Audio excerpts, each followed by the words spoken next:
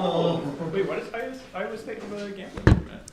Why not? They probably have all the permits you can get in Iowa. You have to have a gambling permit to do raffles in Iowa.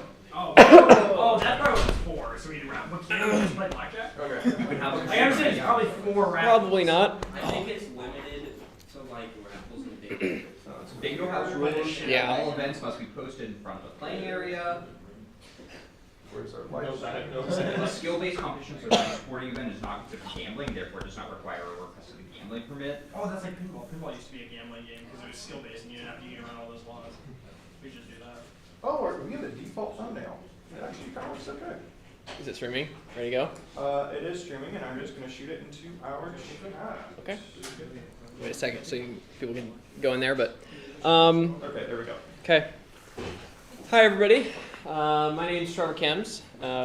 I am a graduate of Iowa State, and I work at Pratum now. I'll get into that in a second. But we're going to be talking about RFID hacking today. It's going to be a really informal presentation. I'm not going to try to. Excuse me, I swallowed some water wrong a second ago. Talk about just basic RFID stuff. And yeah, feel free to raise your hand, ask questions, make some comments if you think of anything during the presentation.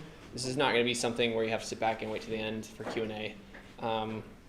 It's more fun that way, in my opinion. And I'm here today to kind of explain the world of RFID hacking. How many people here, show of hands real fast, have messed with RFID in the past? Okay, so about probably half of the people here. How many people own a Proxmark or Flipper or anything like that? How many have a flipper? How many own a flipper that's caught up in customs? Like, oh dang, oh I'm sad. Well, if you want to come up and after the presentation, I have a flipper. I got mine this summer. If you want to mess around with it, we're going to talk about this a little bit, how you can use this, and then we're also going to talk about the Proxmark 3 Easy and then some other tools like that. So don't worry, you don't have to spend $500 to get started with this. Talk about some cheaper tools for under $100. So a little bit about me first. I'm a pen tester at Pratum, based out of Ankeny. I got my OSCP this summer, so highly recommend if anybody's wanting to be a pen tester. OSCP is a great goal to get. Obviously, I said I graduated from Iowa State here, but I got my BS in cybersecurity engineering in May of 21. I do all sorts of stuff at Pratum, everywhere from hardware security, breaking into buildings, pen testing, vulnerability scanning, social engineering, you name it. I also enjoy restoring vintage computers in my free time. So if you like old Macs, old IBM machines, old ThinkPads, come up and talk to me. I have a large collection.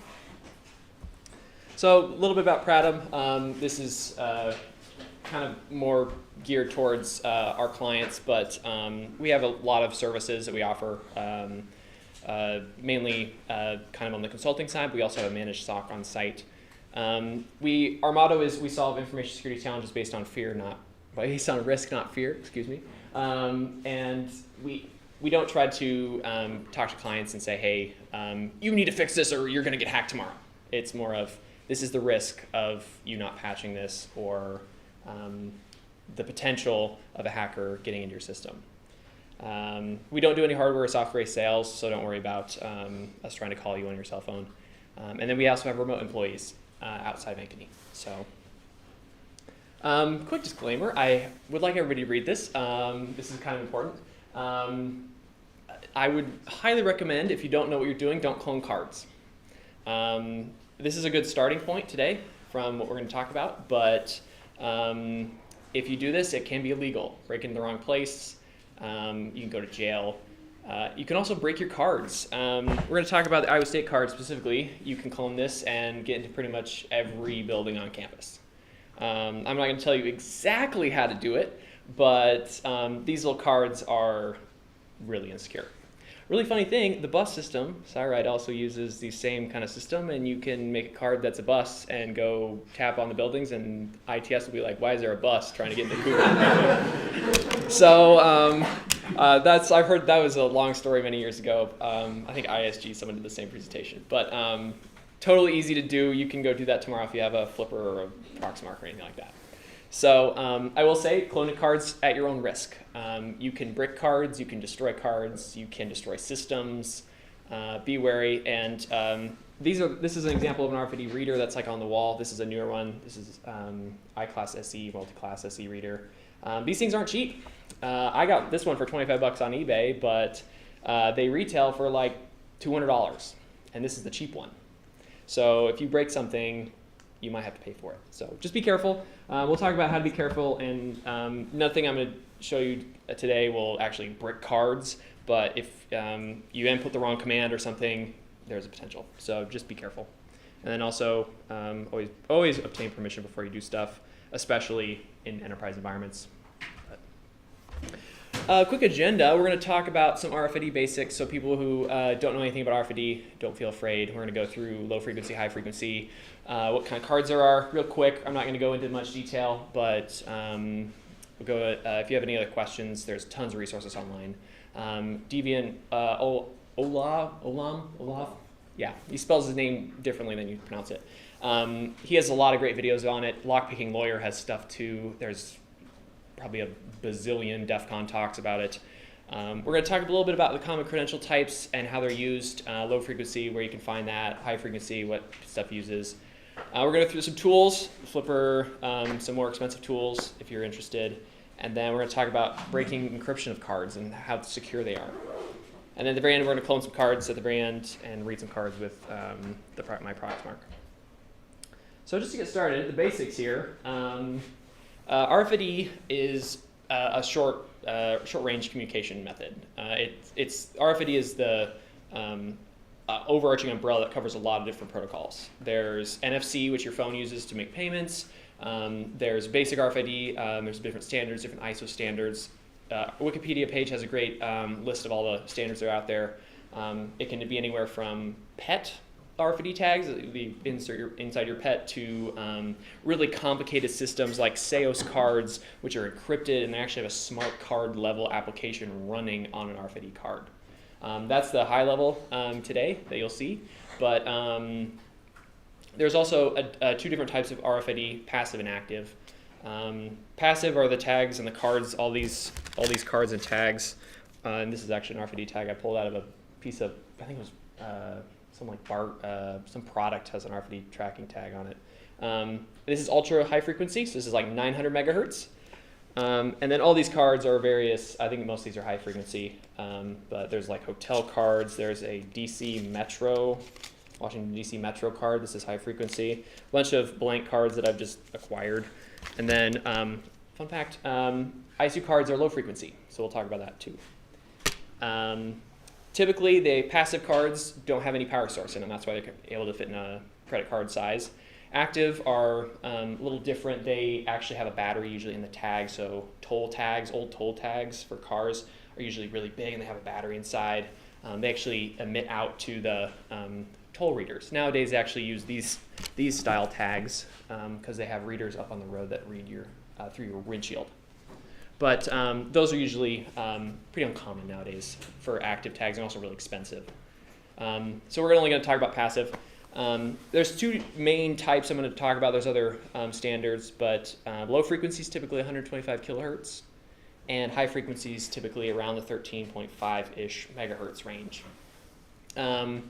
Newer cards are typically on the higher frequency range just because of security and data rate. Because the higher the frequency, the faster you can talk between the reader and the card. There's tons of use cases for tags. I'm going to list a few. I won't go into too many details with them, but the big ones nowadays, everybody sees them in hotels. Cars have them. Surprisingly, in your key fobs now, my new car key fob has RFID. I did not know that. It actually uses RFID in conjunction with the regular sub-gigahertz frequency range to authenticate with a car. It's really weird. Most of it's undocumented and proprietary though, so good luck. Inventory tracking is huge. Obviously, the example tag I just showed a second ago, these little tags are everywhere now. They're cheap. There's like sub 1 cent probably in bulk.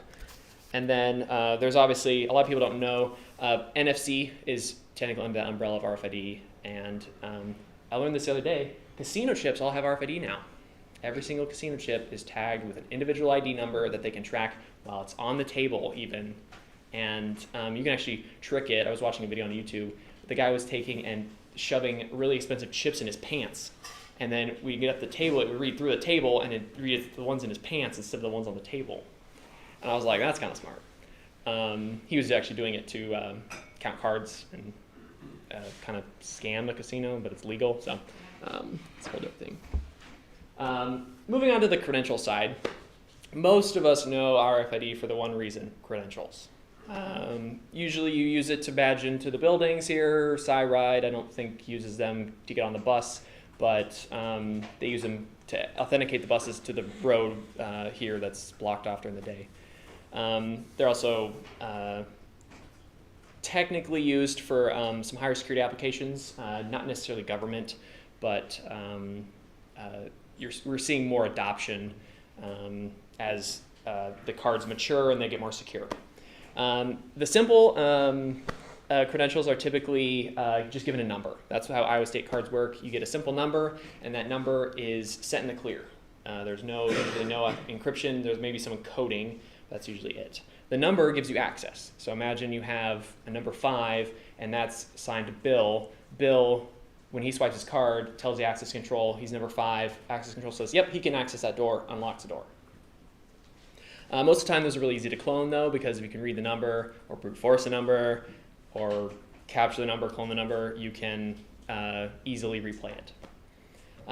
The more complicated cards nowadays are the challenge response. Those, we'll talk about that in the next slide here, but at the bottom here, you can kind of see there's the HID SEO system. These readers I brought today, this actually supports the new SEOs protocol. These are supposedly end-to-end encrypted between the reader and the card, and they actually use smart card, Java card applications on the cards to authenticate and store the keys and the credential. It's a little bit more secure. Most of the time, the number is still in the application somewhere, right? So it's usually the number is encrypted in a blob, and then the blob is stored on the card, and the card then talks to the reader. So if you're able to break into that system, you can then get the number out and abuse it. The top here, I forgot to mention that is the old style. You probably recognize these. They're all over campus. Those big pad readers that are on like all the buildings are actually really expensive. They're like $500 a piece. But they're really nice because if you go up to one, you'll see that you don't have to take your card out of your pocket. You can just like walk away. It'll be like 2 feet away and it'll beep at you. That is because those are the long-range readers from HID, and it's really nice to have one because they fit in a laptop bag. And you can just walk around cloning cards all day long. I don't know if Mr. Robot did that. They might have. They did something along the lines of card cloning with similar kind of devices in a book bag. But those are usually only low frequency. High frequency cards have less range to them usually. This is one of the multi cards by HID. These are new. They actually support the new SEOs protocol, which is encrypted, and they support the old protocol, which are like the same ones that are in Iowa State cards. These are really interesting because typically the number that's in the old style is also the same number that's in the new style. And if they're the same, what can you do? Just read the old style and now you can just get in all the buildings. Now, sure, they could have different authentication methods, and these are actually not that common in use. Most people use one or the other. But for big organizations, imagine you have a skyscraper that you're remodeling, and you can't replace the entire access control system in the building. It's really cheap to just buy a bunch of these dual-purpose cards and leave part of your access control old and replace the new stuff. Now, there's some that are paired with secure technology and secure technology, and then secure and non-secure. So your mileage may vary, but it's really interesting to see this nowadays come from HID. They're actually owned by Assa Abloy, the lock company. I did not know that until like 2 months ago. So they own everything. Assa Abloy owns everything. Okay, talk to some tools. Boring part's over. So here's the 4 biggest tools that are kind of my wish list. On the left here we have the Proximar 3 Easy. This is my recommendation that if you want to get into RFID stuff, go buy this. It's the easiest to find on eBay. You can get them for about anywhere from $50 to like $75, $80 from China or shipped locally in the United States. Your mileage may vary though. Some people online say they're not that great and they don't last that long. I have had almost no problems with mine. It's not technically officially supported, but I'm not going to spend $450 on the Proxmark 3, the second one from the right there, when I can just buy it for $50. I'm going to have to buy another one. Not too picky. On top of that, the Flipper Zero, highly recommend it if you're in the market for a multi-tool kind of thing. This does not have just RFID features. We'll get to that in a minute when we go through the tools in depth. Then we have the Proxmark 3 RDV3 setting with batteries and then the iCopy. A little bit more detail about the Proxmark 3 Easy and the tools. These things are incredibly easy and cheap to use. They have both high frequency and low frequency. The high frequency is up here at the kind of built into the PCB, and this copper ring is the low frequency antenna. They don't support standalone mode except when you have them powered, so they don't have a battery in it. But you can plug it into your phone, and your phone can power it, and you can actually do everything over the USB cable on your phone. Really nice. I've done it with one of these. I think I did it on my daily driver phone. Worked fine. It's a little picky to set up though, so if you really want to do it, you could also get one of the other tools if you're gonna like actually be a pen tester and go like try to palm something like that. There's some issues with Bluetooth support because there's no Bluetooth module in this, and there's some other complicated attacks that you can't do with these because of the memory requirements. They're cheaper. And then also, as I said, there's quality control issues. Flipper Zero is becoming one of my favorite tools. I keep it in my bag all the time. It has way more features than just RFID. It does, just show you on the outside here, IR blaster and capture, so you can capture remotes and turn off TVs and you name it. Has expandable storage on the bottom, so you can, with a micro SD card. GPIO on the top, so you can do both 3.3 volt and 5 volt, like UART or anything like that. USB-C, which you could do bad USB, so you can do like rubber ducky. Linus Tech Tips just did a video about that. I was really surprised. You just had to talk about that. Yeah. Are you just going to do a video on that before Linus Tech Tips did? Well, this Flipper Zero can also do the ducky stuff. I think I don't know if it's ducky script, but bad USB kind of stuff. Inject keystrokes, emulate devices, you name it. It has Dallas key pins on the bottom, so some apartments, I know in Ames, have like a little button cell kind of thing that you hold up to your door and it'll unlock the door. It's called Dallas key. It fits in here. You can read and write using this as well. It also does sub-gigahertz, which I love. This is everything from garage doors to remotes to fireplaces to fans, you name it. If it has a remote that doesn't have an IR blaster on it, probably uses sub-gigahertz. My favorite is garage doors because I did a talk at B-Sides, Iowa earlier this year about garage door hacking. This will capture it and replay it. So I can go to about 80% of garage doors in America, capture the signal, and come back at any time and replay it. Kind of dangerous. If you want to see more, I wish they would post my talk from B-Sides. They haven't posted it yet. I've been bugging them about it it was in April that they haven't posted it yet. So not a lot of people know that garage doors are very vulnerable, and the company Chamberlain that owns like 80% of the market doesn't really want to do anything about it, and their software also just sucks. But there's also constant firmware updates for these things. These are completely open source. You can write your own firmware, write your own modules. They're great. So enough about that. This is the one I was talking about, the RDV4. These things are great. I don't actually have one of these, but I have a coworker that does. They're expensive, $340 plus $100 if you want the battery and Bluetooth modules. But they're officially supported by the Iceman firmware. Tons of community support. Everybody's building new card decryption algorithms for them all the time. They also support SIM cards and smart cards. That's what that little header in the top is, in the middle, kind of right in the middle of the board, which is kind of cool. It does a lot of the attacks that aren't supported with the Proxmark 3 Easy, and there's also the huge community firmware support. But same firmware runs on the Proxmark 3 Easy. You just can't do all the attacks. It's not that big of a deal. The Hacker Warehouse is kind of the place to go. There's a ton of other stuff there if you want to check out that. I don't know if I'm going to have I have a slide about that later. I'll talk about that later. And then the gold standard. iCopy X. These things are ridiculously expensive, but they are kind of the high-end, does everything and more. These do high and low frequency, obviously, but they have a external hardware module down there that's, I think, an extra, $425 on top of the $475 you're going to pay. That's because that module is pretty much one of these guys with a USB-C connector on it, and it can actually downgrade SEOS, which is the most secure HID protocol right now. I'm trying to do that with this for $25 off eBay because that'd be way cooler, but that's ongoing research, so yeah, we won't talk about that too much. It does pretty much all the tags. I would love to get one, but they're too expensive, and I have tools that already do most of this anyways. So if you have almost $1,000 to mess around with after shipping and import tax and everything, go right ahead. You can buy one, but I will say do not buy any of these. These are stay away from territory. These three are cheap on Amazon and all over the place.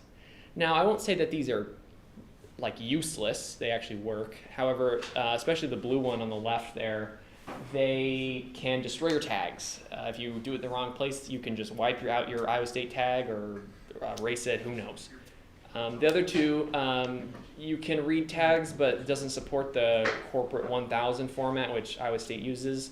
We're not going to go into too much of formats today. That's, if you want to do more research on it, there's tons of information online. And then they don't support editing any IDs most of the time, so you can't actually like brute force stuff with them. And most of the time, the middle one at least, actually will set a password on your cards. It's known, but it'll just lock the cards when you write to them. So I wouldn't recommend getting them. If you want to mess around with them and whatnot, that's perfectly fine. They're actually kind of cheap. I think I got the middle one for like $50 off eBay, but it's harder to justify when you just get ParkSmart 3 easy. If you're wanting a starter kit, here you go. These three things will get you very far in life. Buy ParkSmart 3 Easy on eBay, and then download the ParkSmart 3 firmware, the Iceman firmware.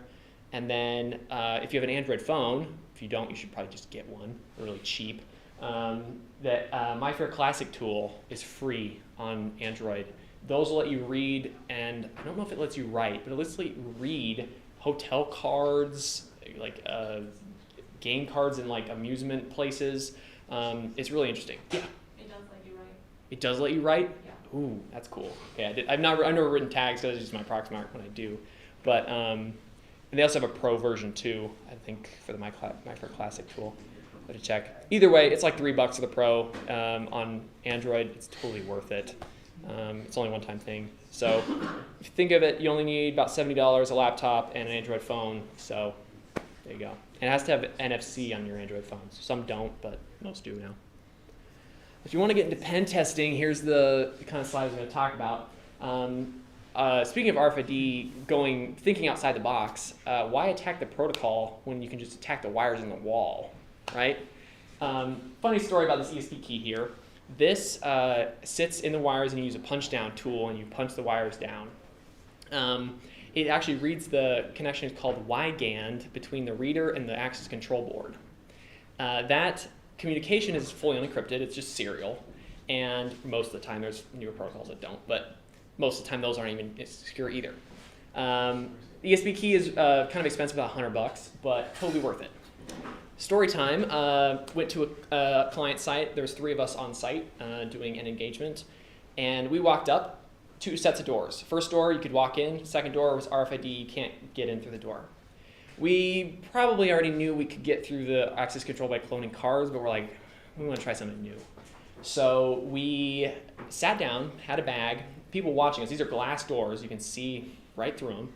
Sit down, start unscrewing this thing on the wall, and people are watching this like, what's going on? And we pull the thing off the wall, punch down the ESP key, right? And people are watching us do it. Guy comes over right as we get the thing off the wall. He's like, oh, can I help you guys with something? Oh yeah, we're here replacing this thing. We're trying to see if there's some weird interference with the water that was dripping down. The floor was all wet. He's like, oh, okay. It's like, yeah, that's weird. And I'm unscrewing this. I'm the guinea pig actually doing the work. And get the tool in place, and we're getting it back on the wall, and he's like, yeah, it's kind of weird. They send people all the time to try to break into this building. We're like, really? We had no idea. And we thought it was absolutely hilarious, and we're just talking up like, that's really cool. He's like, yeah, they send us phishing emails too, and like try to like follow people in the building. And we're like, oh, that's crazy. That's like, does that happen a lot? And he's like, nah, I mean, about once a year. And we're like, oh, okay, that's neat. And then, and so we had to talk with him afterwards. We're like, yeah, that was us. But that was really funny because it didn't even stop us. We could have walked out the door, and he would have never thought anything of it. And it was in place. And we actually walked out and opened their door, because you can actually replay credentials because it has Wi-Fi enabled in it. So you just hook it on your phone and you say replay, and then what it did is open the door. So we're sitting out there looking in, and nobody's near the door, and we're just open, close, open, close. And we're sitting there, and the guy's like looking at the door, and I think he's looking through us. He's not even paying attention to the door. And we're like, dude, your door is just randomly opening. Come on. Didn't say anything. We only got caught because one of my coworkers couldn't find the bathroom. Hey, can I use your bathroom? Oh, yeah. Where'd he go? Well, I don't know. I wasn't there. You're supposed to be watching him, not me. I got cornered. I didn't get to explore, but my coworker had to run to the place for, I think, 25 minutes. So that's part of the access control side. We talked a little bit about the middle device. That's the MaxiProx thing that you can put in the laptop bag. There's a bunch of videos online where you can slip this thing in a laptop bag with batteries and then walk around and actually sit next to somebody with a, like in an elevator or on a bench when they're getting their coffee. I'm trying to think. I don't know if it's, I want to say it's Better Call Saul has an episode. I don't remember. He bumps into somebody and he like grabs the badge, or maybe it's Mr. Robot. Yeah, Mr. Robot did that. Bumps up to somebody, grabs the badge with one of these readers or a Proxmark, and then clones it to get into either Steel Mountain or something in the show. I won't spoil it any farther than that. And then on the right there, implants. You want to go covert? You can actually get equivalent to a thing you put in your dog or cat, and you can just put it in your hands. And you actually clone cards of your hands. So imagine you're not wanting to make a big scene in an engagement, and you say, I think Deviant had a good episode about this. He walked into a building, had these in his hands, had a fake visitor badge, and he's like, I need to go to the bathroom. Cloned a guard badge to his hand, found his way into the server room, got caught, and they looked back at the security camera footage and saw him fake swipe a visitor's badge, and they're like, that shouldn't let you in, but it blinked green. And they're like, what? That's so weird. And just let him go. And I'm like, that's so smart to like put in your hand, because no one's gonna suspect that, right? Like, oh, it's just your fake visitor badge. Like, system must have glitched out. Whatever. Okay. What are you doing in here? Oh, is this not the bathroom? That kind of stuff. So, I swear, you let me in a building, I get lost. I turn some way. I don't know where the bathroom is. Can you point me in the direction of the bathroom? Spend how long just wandering buildings? It's so much fun. This is a lot of really text-heavy slide. I'm just gonna I'll share my slides too if anybody wants to read through them directly. But hotel key cards are great because they solve an interesting problem.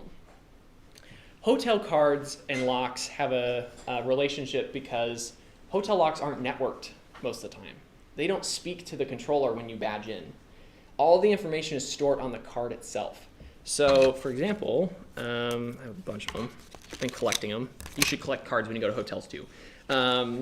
So here's my collection of hotel cards so far.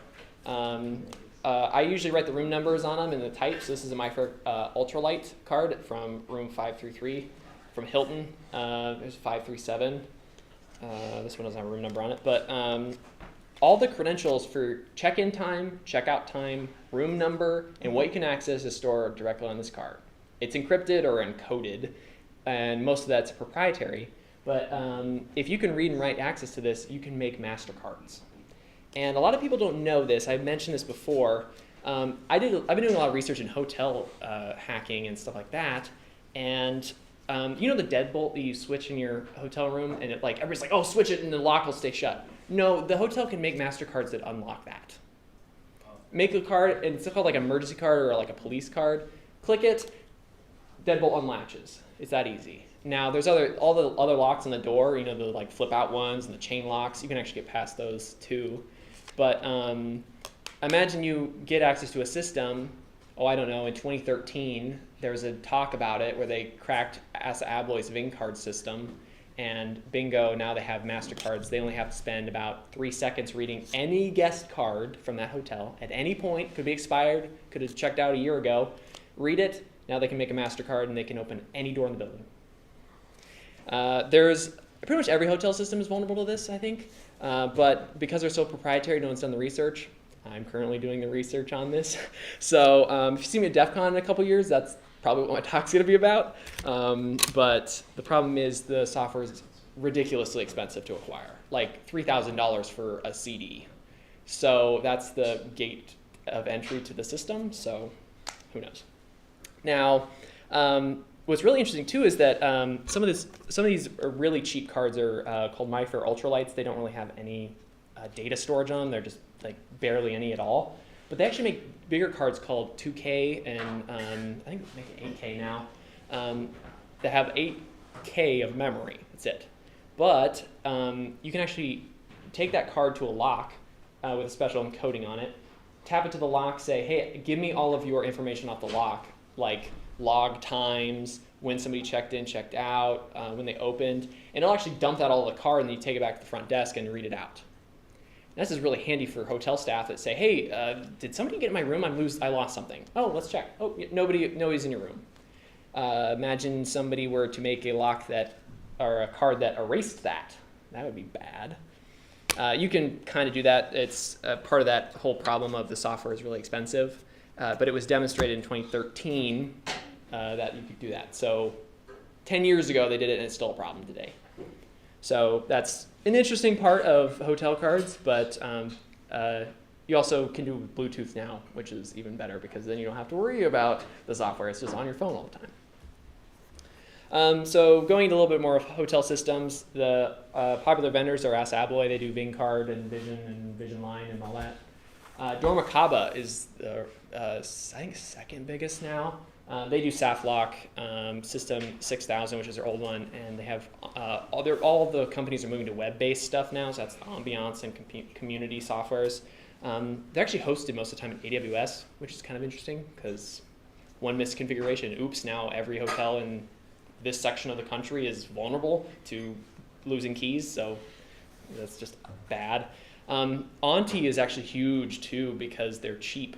Auntie locks have been cheap for years and years because they start out with magstripe cards. And now once you get locked into a system, it's easy to keep using that same system.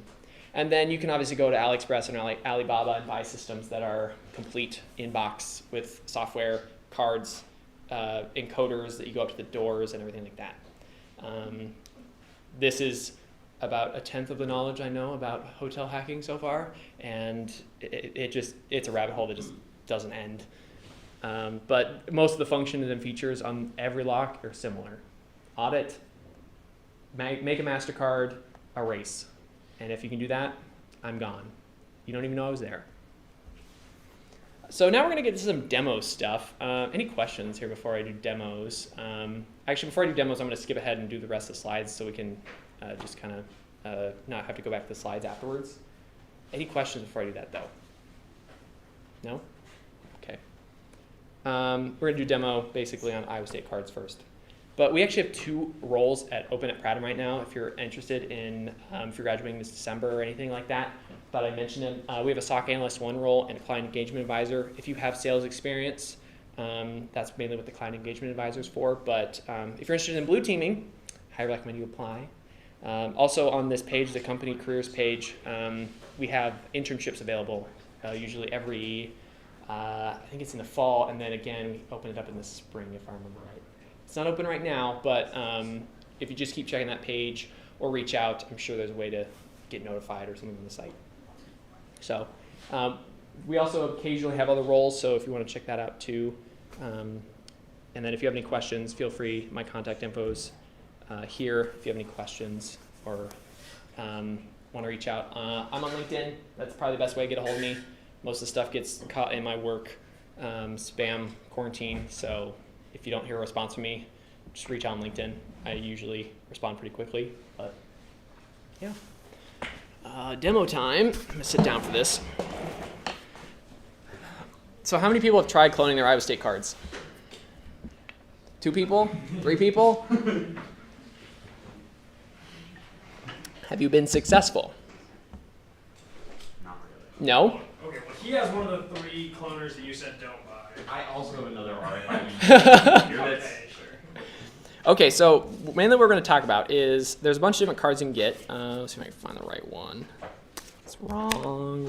That might be right. Put it right too. Here we go.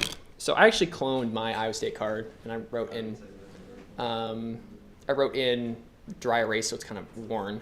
I wrote this card to be HID Corp 1000 with a facility code of 48 and the number to be 20,864. I think that matches this one. Yeah. So my Iowa State card doesn't work anymore, so don't try to use it.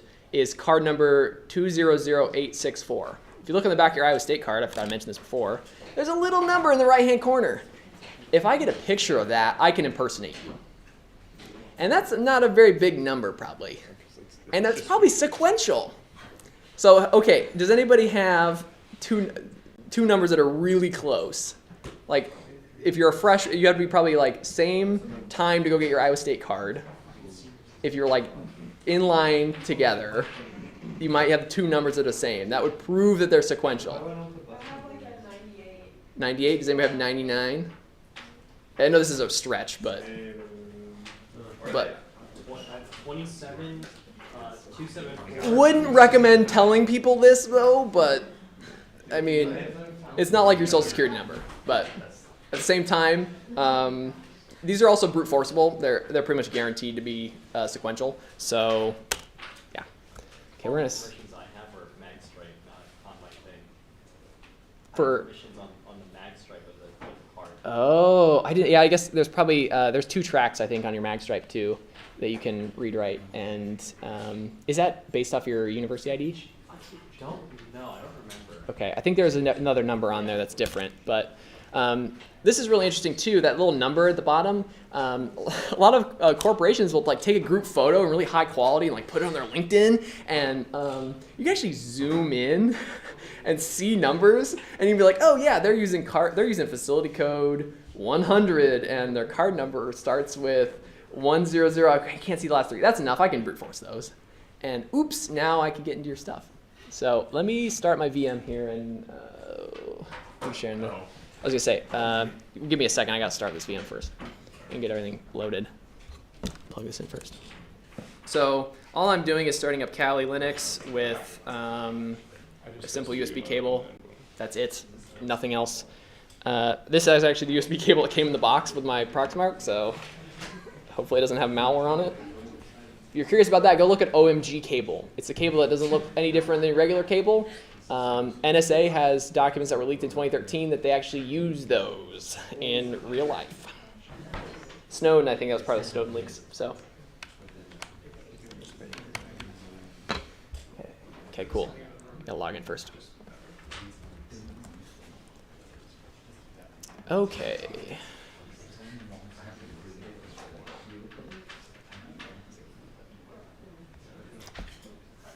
Let's do this first. Oh my god. Proxmark 3 easy? The OMG. Because it has Wi-Fi in it. It's almost indistinguishable. So the OMG cable is about $120 plus shipping. Yeah. It's really expensive, but it almost looks identical to a real Apple like Lightning cable. And when you plug it in, you can actually, I think you can sniff USB traffic. You can inject keystrokes and keys in it. It's scary what you can do, and it's who knows? Who knows if you have one at home? It's So just let the buddy a charging cable and screw it. That's why you should always carry USB condoms. yes, that's a real thing. Don't laugh at that. Or you should accept you're gonna Okay. get hacked. Easy fix. I hack myself so I I hear a problem people have with the OMG cables. Oh, come on. Why did it not attach? Give me a second. Sometimes Windows is not nice when I plug things in. What do you mean? Probably a good thing sometimes. Can you switch away from this for a second? I'm not going to give you all my secret sauce and my passwords, even though I'm not going to look at any passwords. Alright, so we can also just hit it. Oh, If we want to yeah. screen, yeah. Redacted. I was just saying, it doesn't really matter. The other one. I just got to make sure. Okay, that's right. That did in fact not. We are great. There we go. Let's just do this. As I say, let's look at this. Sorry. This is the demo gods being very unnice to me. Do you even need to see input on? Oh no, it just presents. Cool. Oh, now there's 2 of them. That's fun. There's 2 Proxmarks appearing. Okay. I've been watching the stream and I even threw my earbuds in to listen to it at one point. Let's just. We can test it. The stream actually like Oh. the camera quality is a lot better than the one we have.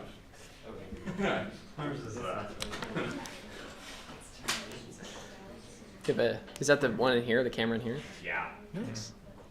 Yeah, we have a camcorder, but that's.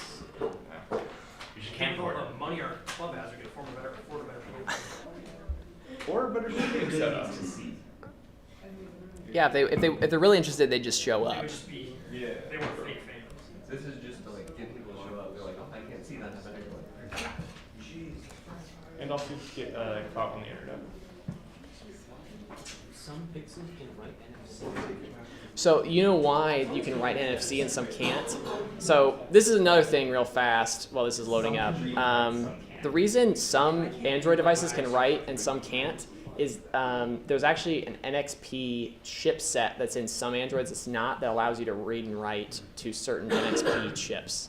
So some let you write, some let you don't.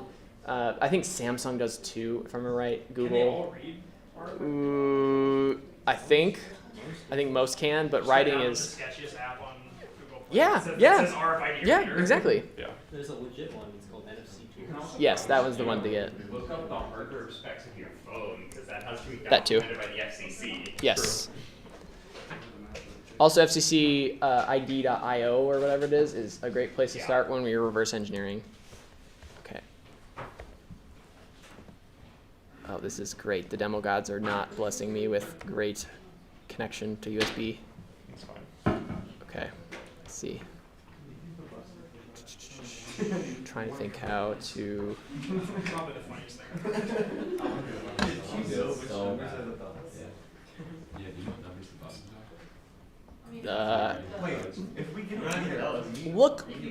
Look at the. So what do you think? If mine's 200,000, what do you think number 1 is? Jesus, Wendy. She's gotta be Wendy. That's gotta be Wendy. I'm not going to confirm that, but I would. That's. So this is like your important stuff, where you stack up.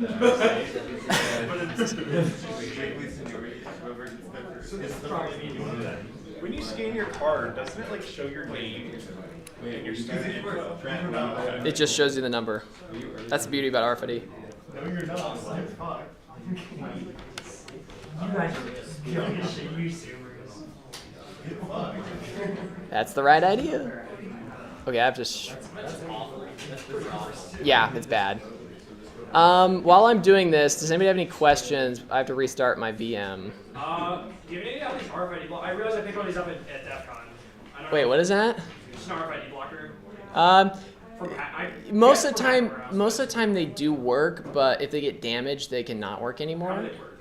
So they just actually dampen the communication between the RFID reader and card. So RFID actually is a really interesting protocol.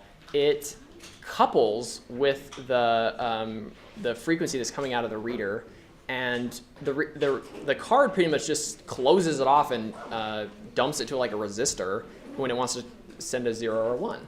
So it's really interesting because it's pretty much like somebody screaming and then somebody like closing your mouth in front of you and being like, oh yeah, that's what we were talking about. So they kind of work, but if they get, as I said, if they get damaged, that's where it gets interesting. But let's see if this works. If this doesn't work, I'm gonna have to restart my computer and it's gonna suck. Or we'll be able to do it with Flipper. Flipper does it too. Do it with Flipper. I'll do it with my Flipper also. But then it was in California, and then they shipped it to Pennsylvania, and then it was in Des Moines, and now it's currently in Chicago. What? Yeah. Oh, that sucks. So, Well, I got lucky in early July. I was at SecDSM, and somebody's like, "Yeah, I just bought my Flipper. They just went on sale today." I was like, "What?" And I was like, "I need to buy one," and I was sitting there, $200. Yep, there we go. Highly recommend it. My brother sent me a TikTok about the Flipper Zero before it came out, and I should have got it then. Well, I should have been a Kickstarter backer because I want an all black one. I saw this other one on Reddit. Yes. I'm not taking mine apart. Not happening. Okay. Please work. Please work.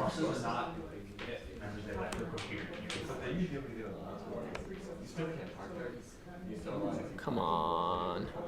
This is a Defender problem. I'm going to be very unhappy. Parking permit. wait, Yeah.